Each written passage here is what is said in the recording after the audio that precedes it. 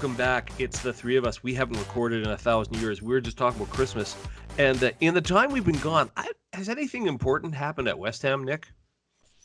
Oh, let's see. Well, remind me because the whole new year got me mixed up.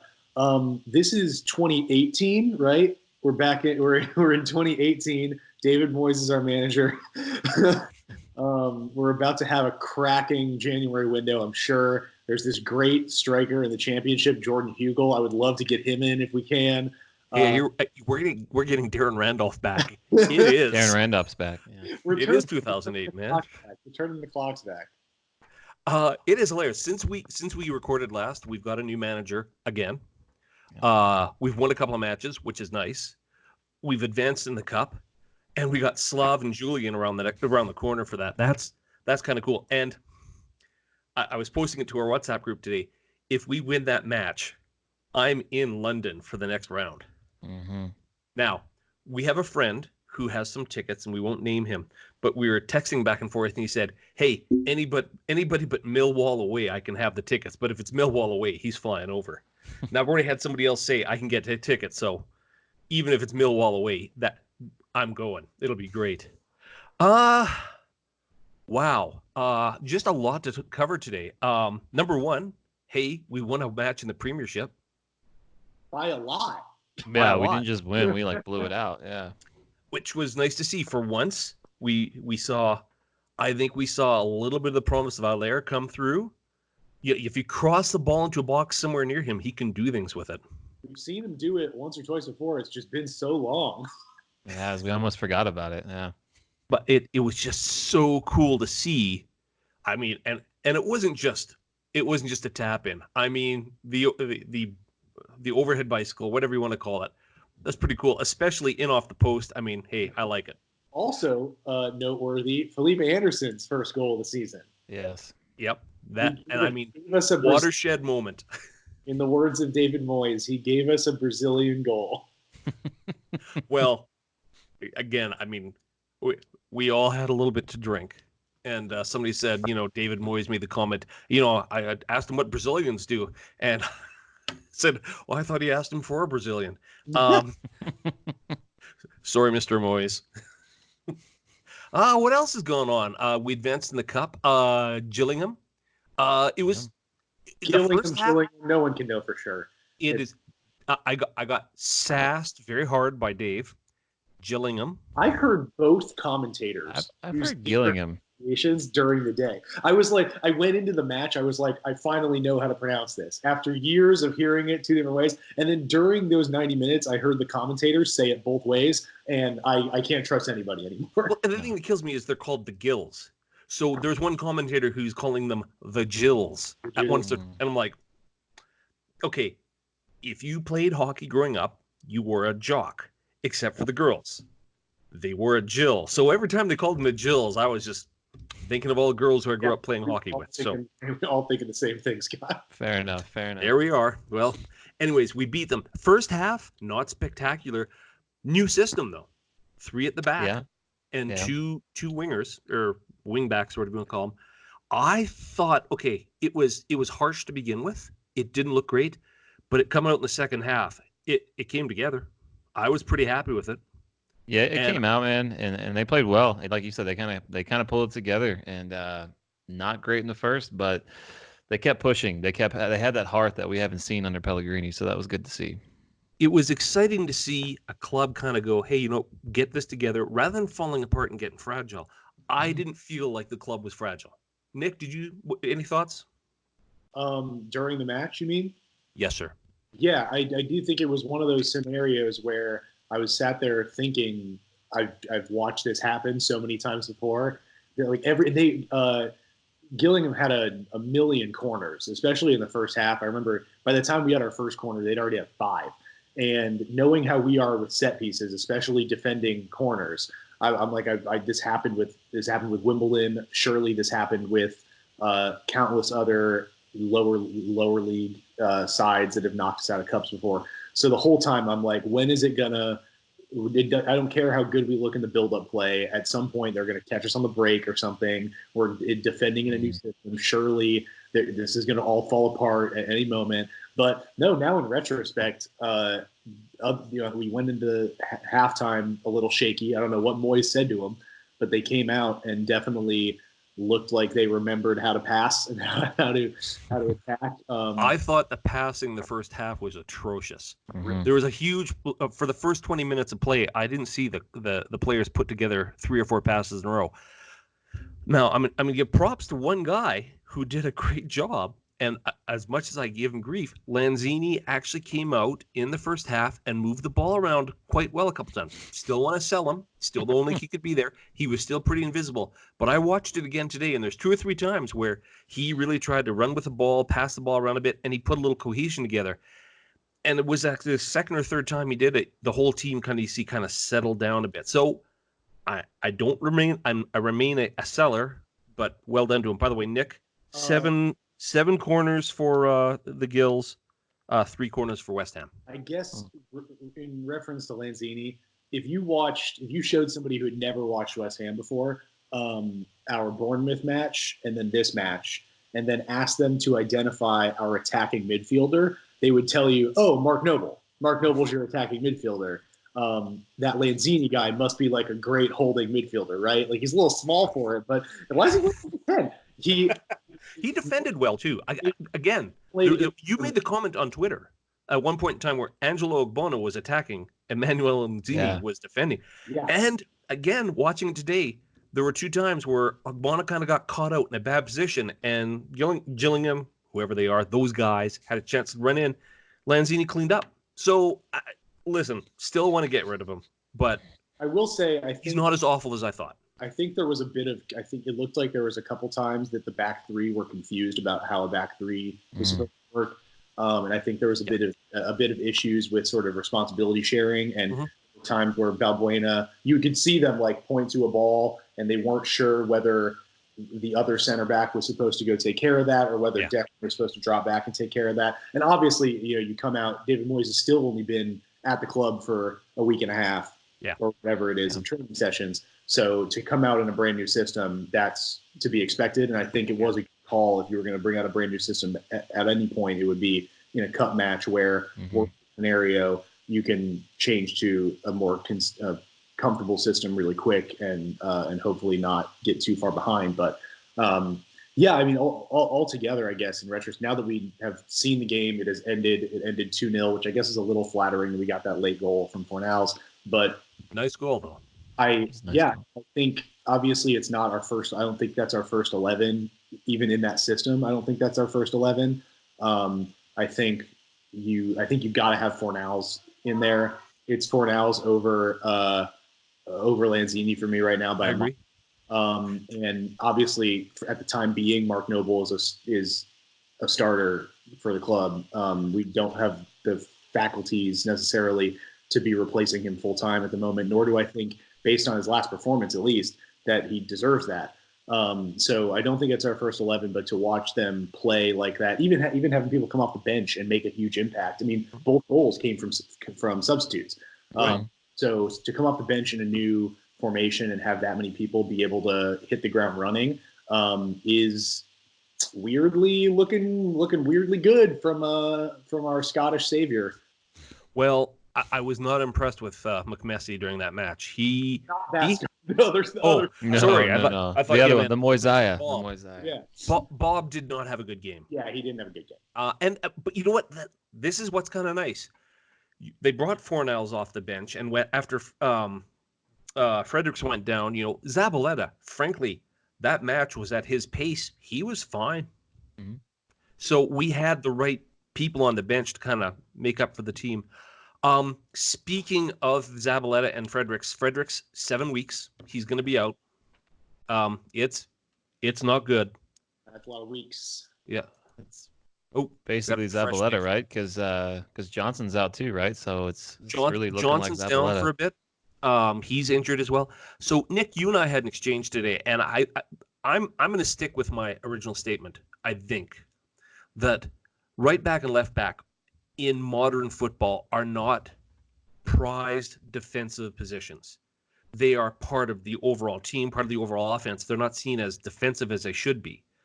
Am I right or am I wrong? Should we be looking for a right back and left back that can play defense, or do you think we should be looking for that more blended right back, left back? What are your thoughts? I think you get caught with one or the other in a lot of cases. And like I said in response to you earlier, I think right back and left back are a position that get drastically overlooked by teams lower down the table, and teams that are higher up in European places and other European sides from the continent.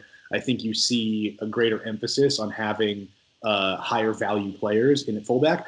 In terms of the offensive defensive balance, I would offer the contrast between like an Aaron Wan-Bissaka and a Trent Alexander-Arnold. So both right backs, Aaron Wan-Bissaka notably better defensively than he is attacking, and he doesn't exactly have the same defensive solidity to sort of feel like he can get up and attack because he knows that United's defense is not as good as Liverpool's by contrast. Whereas Trent Alexander-Arnold, incredible going forward and knows he's got Virgil van Dijk sitting behind him. So if he needs to get up and put crosses into the box, he can do that and feel comfortable knowing that he's not going to get beat too badly if he advances up the pitch too far. So the contrast being that you can have impact fullbacks that are both offense forward or defense forward. It sort of depends on your system or what other players you have setting up that is going to determine how they get deployed. I think the more important question is whether we are treating fullbacks like positions that deserve investment.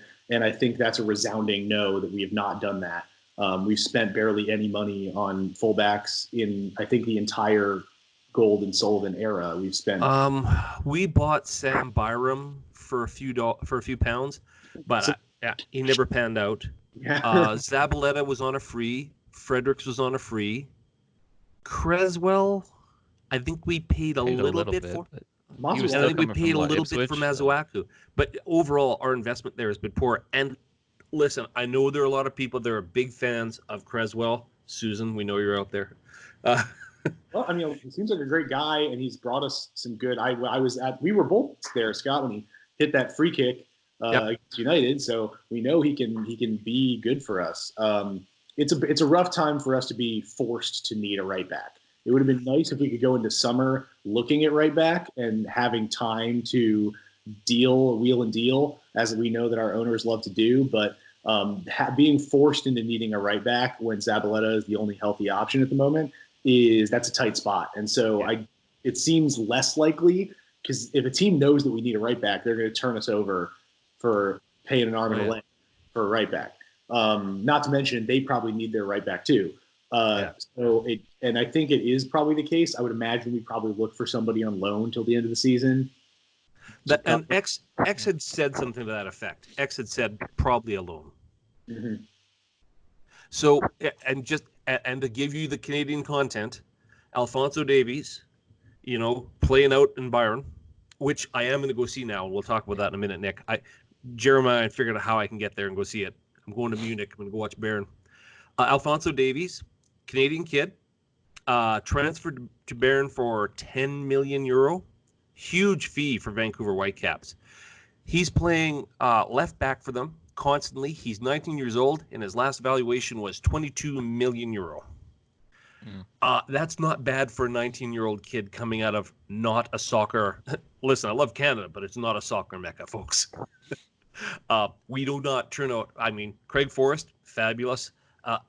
Atiba Hutchinson, and of course, frankly, Jonathan David, who's playing out in Belgium. No, Genk. Is he playing Belgium or German? Belgium. Thank you. Belgium. I get confused with the club he's with. But, he's now considered one of the top prospects in the world under 20. He's now worth €25 million. I listen, we've heard a lot of stories on Twitter about how West Ham doesn't scout. We need to scout because there's some great talent out there. We're just not finding it. Anyways, enough of that. Guys, how do you feel about Moyes coming in? You called him the Mosea a minute ago, Nick. What do you think? Good call, bad call? I remember when we got rumored with him before Pellegrini got sacked, when X first broke that he was probably our top option if we were to sack Pellegrini. I remember thinking I could not picture a more embarrassing sort of reversal. In retrospect, probably would have been more embarrassing to go with like a Tony Poulos or a Sam Allardyce. Would have been I would have been so angry. maybe a little harder to swallow. The thing is that I like David Moyes. I've always like he's a charismatic guy. But he seems sort of quiet and reserved, but he's always in the press conferences. He's always making a jab, or like he's always got people chuckling, and I like the guy. And so when he comes in, he's all smiles, and he's even though some of the stuff he says seems a bit ambitious or exaggerated when he says things like "that's what I do, I win," and it's like, not a ton. Well, statistically, he does. He is the fourth winningest manager in the history of the Premiership. He's also got a lot of losses, but he's won a lot of matches. Second lowest win percentage of West Ham managers ever. That's absolutely true. Yeah, statistics lies. Statistics are a great lie. Now I do think he's probably. It sounds like the last 18 months that he's been away from West Ham. He's spent his time watching European football and working with UEFA, and has been sort of in and out. And I mean, we've got no option other to back him. At least it's a person that I can like. It's not like I hate his face or anything. Seems like a good guy. And it seems like the players, at least so far, are definitely getting up for a change of pace. Well, let's talk about that, Jeremiah. Mm-hmm. Are you surprised at how the team kind of it seems, and this, I mean, we're 2 matches into it, but it seems like the players are paying attention. No, right or I'm wrong? not really surprised. I know, the last time he was there, we didn't have a great overall kind of percentage and statistics wise, but he did pretty good. I mean, and you've seen the players, they responded to him whenever he came on last time. So I wasn't really surprised by that at all.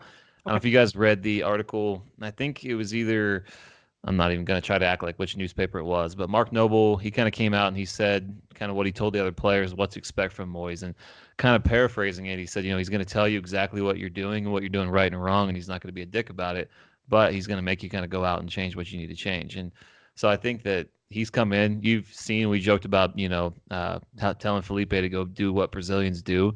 And it's worked so far. I'm not going to go out and say that, but he can go ahead and I'll bring that up with my wife later. Hey, honey, Yeah. honey, let's go do what Brazilians do. Exactly. Dance on the That's what I'm beach. I talking don't know, man.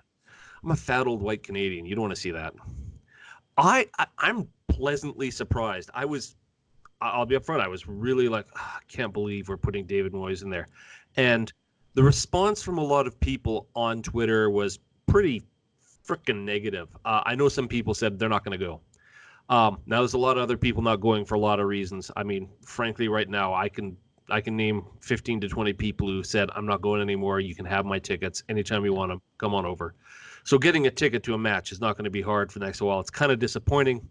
I also understand why people are doing it. I had a really good friend of mine, Pete, and you guys haven't met him. He's the guy who took me to my first West Ham match, and I called him up after all this, all the noise about the protests and stuff, and he says that's where he was the day they moved. He said that the West Ham that he grew up with for 40, 50 years is just not there anymore, and I'm a lot more aware of what people mean by when they say that, about how it just doesn't feel the same. The feeling of going to the match is really different. I've been thinking the number one thing that the team needs to do, and I'm not going to say the ownership, because I think the ownership, by and large, they need to just kind of screw off and get out of the way. But the match day experience needs to be rejuvenated. There needs to be more of a sense of coming together for an experience of being at West Ham.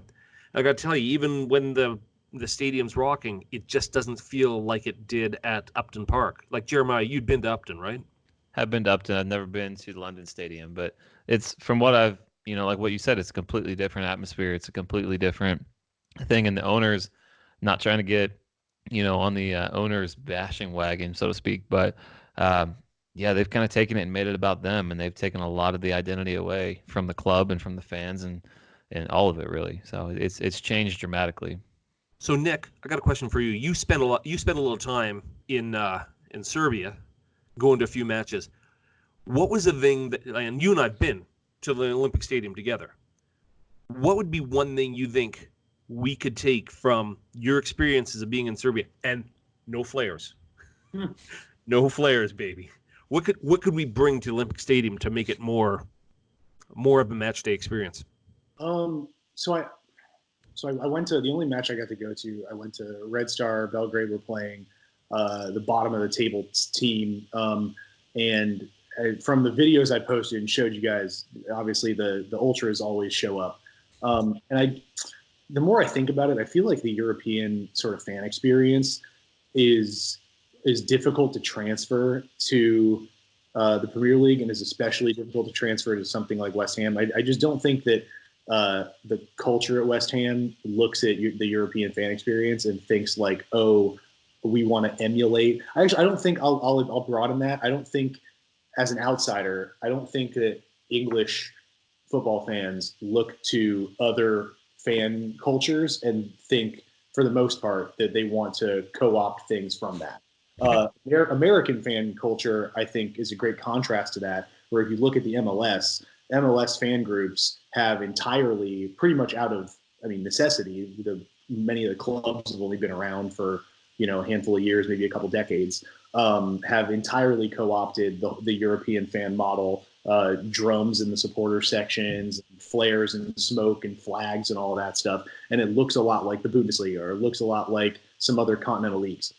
I think English fans are incredibly proud and nostalgic for what an English fan experience is like. And I think maybe that's at the heart of this sort of issue with the fan experience at the London Stadium, is that it's very, I guess, well suited for a European fan experience. You watch Red Star Belgrade have a running track around their pitch at Ratko Mladic, which, granted, is maybe a safety measure. Hertha Berlin, who I know Jeremiah play at the Olympic Stadium in Berlin, who have a giant running track around their pitch. There's a running track around probably half the pitches in Serie A. I just think that the owners, and I think probably deliberately, made a decision to pivot the game day experience, the match day experience for West Ham, more towards a European match day experience than an English match experience.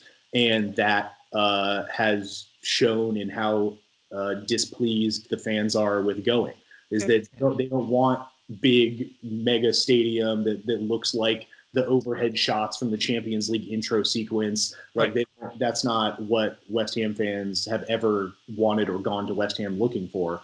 And so when you give them something that looks like a product that they have never once wanted or asked for, what do you expect? Like, the market is there for it.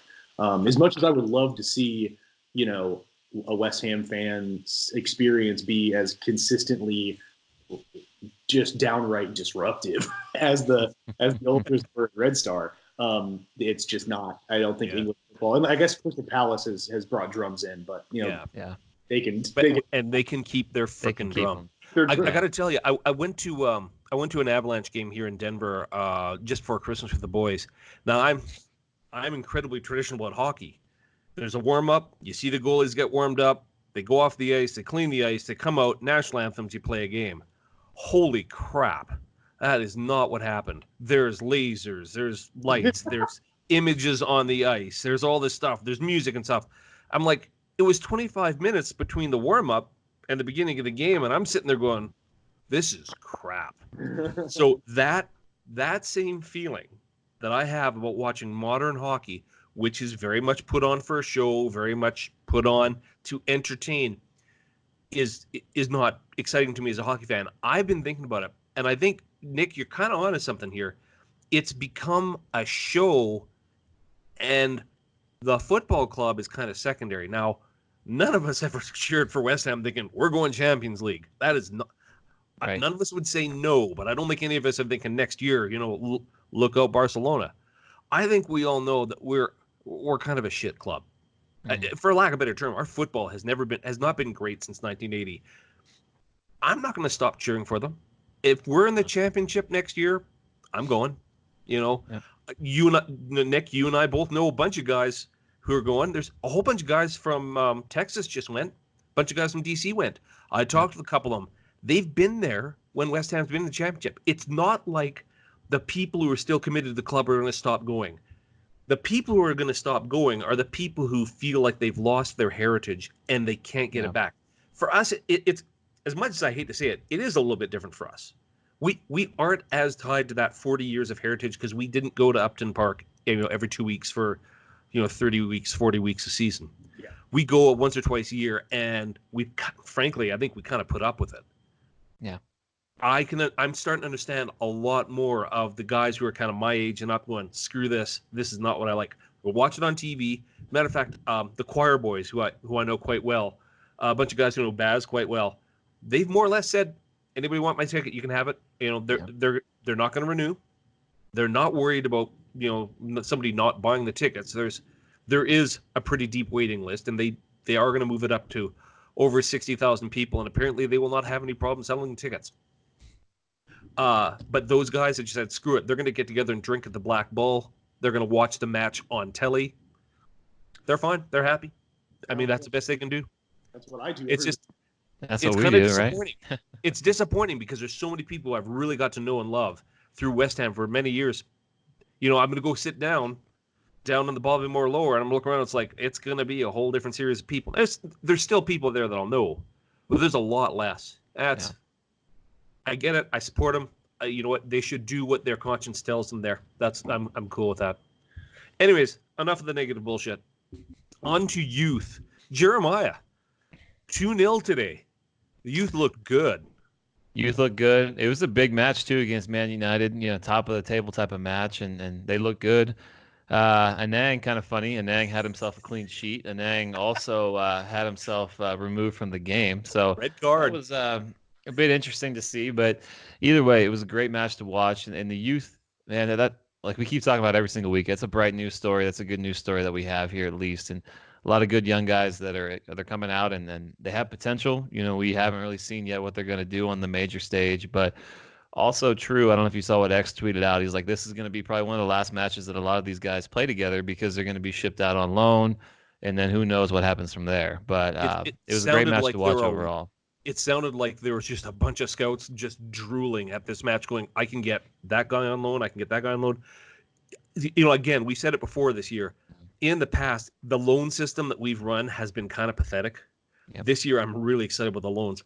Speaking of loans, I'm having an argument online right now about whether or not Grady Diangana could play against us in the FA Cup. The FA Cup rules, I went and read them. If a player's on a temporary loan, he can't play against us. No. But if he's on a season-long loan, he can. It depends on what kind of loan Grady has and whether or not, he's up for it, or whether or not his leg's up for it. So it sounds like Trot's doing pretty well. It sounds like where did X had told us? Where's Holland likely ended up? Is it Oxford? He's gone to Oxford. Yeah, he's gone to the same team that made us look silly a little while back. So Bastards. It's gonna be good for him though. All right, hey Nick, I've been pinging you. Talk to me. Who should we be shopping for out of the Balkans? Come on, buddy. Well, bring me a little of that Serbian love. I was really hoping to record tonight and be able to tell you guys that I met several of them. Unfortunately, there was all sorts of mishaps with. So for quick backstory. So Eintracht Frankfurt are over in Florida right now. Actually, so are Hertha, and Hertha and Eintracht are playing an exhibition match Wednesday night in St. Pete. I will be back in New York already. Oh, bugger. But it's going to be on ESPN Plus, interestingly enough. Anyway, so Eintracht Frankfurt are over here for some warm weather training. Apparently, the Moyes fly to Florida tactic is growing in popularity, and they announced that they were doing open training sessions this weekend up at IMG Bolletary, a really famous athletic training sort of school that's like an hour 15 from where my parents live down here. And so I'm like, I have to go. I'm like sat on it for a little bit. I'm like, I have to go. Then Saturday I was getting ready to go up to their afternoon session. It starts pouring. And we're used to this in Florida. And I checked the weather and I thought, the weather looks great tomorrow and they have 2 sessions scheduled tomorrow. Why drive an hour and 15 minutes if it's going to get canceled for rain? Then the next day I watch West Ham, knowing that I'm going to get up there a little late. I get up there a little late and find out that it got canceled because they changed their agenda to do individual training instead of a group session. So So I did not get to meet Filip Kostic or Mijat Gacinovic or Dejan Jovelic. None of them. I had a Serbia scarf with me and everything. That really busted up my Sunday. But fortunately, the West Ham win felt good. But who should we be scouting from the Balkans? At least two of those names are worth noting. Scott, you asked me about Dejan Jovelic recently. He is only a recent signing to Frankfurt out of Serbia. Really young kid. I think he's like 19 or 20, and is yet to, I don't even think, get the game time to be able to sort of speak on him yet. Hey, West Ham's looking. Sure. Filip Kostic, however, one of my favorite players in continental Europe to watch. Just super exciting player. Frankfurt plays a similar system to how we lined up against Gillingham, and he plays on that left wing. And depending on whether they play a 4 further setback or a 4 further higher in the midfield or however they line up, he's always on the wing, playing up and down, both defensive and offensive responsibilities. The guy can put a ball into the box better than most people I've seen. Pretty unbelievable. He's also the player that is always running the hardest, latest in the match, which is something I love to see. Mijat Gacinovic, a little less consistent in the first team, but a solid box-to-box midfielder. Now, interesting thing that happened to me, I guess, in the last week. So Nemanja Maksimovic, I've mentioned from Getafe before. Box-to-box midfielder. Oh, wait a minute. Is this the rumor that Nick has started in the media? He's a Serbian midfielder. He plays for the Nat. Just so you know, Nick, we're going to cut this section into a 2-minute, and you have to explain why everybody in the world thinks we're signing him. Okay, so Nemanja Maksimovic is a midfielder for Getafe in La Liga. Plays for the Serbian national team. Depending on how they set up, he'll be in and around the squad. Great midfielder. A young guy, I think would be really valuable for us to fill in that midfield role. And as I do on here and on Twitter, I've talked about him and other Serbian players a lot. And last week, I think it was, someone put up a Twitter poll that was like, who should we sign for a center midfielder? And it was like 3 names that we had been linked to, and then like other, and like reply with their name. And so I reply to Nemanja Maksimovic with like a Serbian flag emoji and the crossed irons emoji and a picture of him. And it gets shared by some guy who I think works for like a Football Insider blog or something. He shares it with, and all it said was his name and the two emojis, and he shares it with the caption like, "Oh, is this happening? Maksimovic to West Ham?" And he and I guess he's a Blackpool supporter. He and I get into a little conversation, and I was like, "Guy, like, hey, I don't know things. I'm like, I just am annoying and tweet about Serbs a lot. Like, I'm not a source." I'm like, I don't even think our owners have probably heard of this guy. And he was like, oh, they've definitely heard of him. Like, wink, wink, nudge, nudge. I don't know where he's getting that information. I guess he works for a football blog or whatever. And then sure enough, like 2.5, 3 days later, Jeremiah, I don't know if it was you or if it was the Green Street account, tagged me in some West Ham fan account that I guess has blocked me. I don't know what I did to deserve that. I'm sorry, Nick. I'll unblock you later on. Jeremiah and/or Green Street tagged me in a tweet about us being linked to Maksimovic, and I had not heard anything about this before, other than and I was like, "This is." And the tweet was like, "Oh, Nick, did you talk this guy up enough that we finally got linked to him?" And so I've been keeping tabs on it. I did some research on the spot when that happened, and I've been keeping tabs on it. And at the time, the only thing that I could find was a Daily Mail article that was listing every Premier League club with just sort of like a list of names for positions that they'd be considering. And he was in that list of names. Oh. So that he could have wound up in that list of names. However, since then, I've counted most of the other sources were referencing that original Daily Mail article, but there have been a couple other independent sources that have now said, whether they be La Liga sources or general football websites or a couple Serbian websites had linked him to West Ham. And so I guess this should go one of two ways. Either I started a now somewhat fledgling successful West Ham transfer rumor unintentionally, or I'm getting a Serbian Christmas present from the owners, and they actually know who Nemanja Maksimovic is and are interested in him in our midfield. That would be unbelievable. I'm choosing to not believe that that's possible. I don't think that it could really happen. Oh, that's hilarious. So yeah, we'll see. I do think he's decent. I think he could, especially longer term, considering how he's in his early 20s, younger than me. I think he could give us what we're looking for in adding a player to the midfield. But I don't know whether I fabricated that or not. So well done, Nick. So, yeah, look out, X, man, because Nick is coming through. So. Yeah, I hate this. I'm running a little high in CPU usage, and every now and then one of you guys is freezing. All right, Jeremiah, we play Friday. We play Sheffield United. What are your thoughts? It's going against a club. They're a pretty solid club, man. Sheffield's a pretty solid club. They've really surprised a lot of people, and that we looked dull against them last time we went out in a match that we should have won. So I think that hopefully this time around, maybe the Moisea, however you want to say it, effect will come through, and we'll look a lot better. Maybe we should come through. I don't want to get ahead of myself and say 3 points, but I definitely think we can win this match. Nick? We drew them last time, and we looked pretty poor. And the goal we let in was pretty poor. And I think our defense is looking a lot better. And we've scored more goals in the last couple of weeks than we did in maybe a month prior to that. So yeah. I'll say it. I say let's go 2-1 West Ham. I'm going 2-0 West Ham for the away win. I think we shut them out. I think Moyes has significantly scared enough of the players that they know they better not let the ball into the back of the net.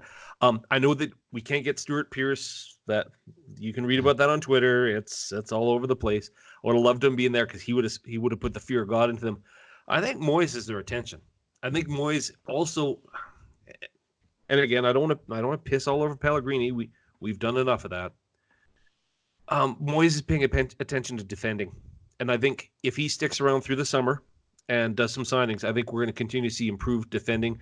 I know X is saying that we're looking at another center back. I gotta believe this is the year we finally go, hey, maybe we should do something, go to right back and left back. Sorry for those of you who are fans of the guys we have. Hopefully. Yeah. All right. Well, boys, that was 40 minutes that I have missed doing on my Monday nights. Nick, I know you've got to catch a plane. What, tomorrow? Is it tomorrow or the day after? Tomorrow night. All right, buddy. Fly safe. Hey, Jeremiah, anything exciting new for you? No more babies, right? No more babies at all. There's no more babies. There's no more. A lot of sitting on peas. A bag of peas, man. They're my new best friend, baby. Snip, snip. Job's done. Chicken's done. He is out. Right. Well, thank you for not sharing any more genetic material. Sure. Yeah. Your kids are lovely. I'm sorry, man. Hey, boys, it is lovely to chat to you. I'm going to cut some of this up. I got to admit, I got no sleep last night. So if this doesn't go out tonight, I'm going to be working from home tomorrow. I got a couple of machines going on, so we'll get this compiled. Nick, I'm going to definitely try and get your fake ITK into a 2-minute that we can put out there. One other thing, we've been asked by the American Hammers Network or American Network, whatever the American Hammers Network is called now, to come on. So, I'm looking at going on a couple of weeks. You might see us there. They're not bad guys. Hopefully we can chat with them and we see how that goes. In the interim, come on, Yarns.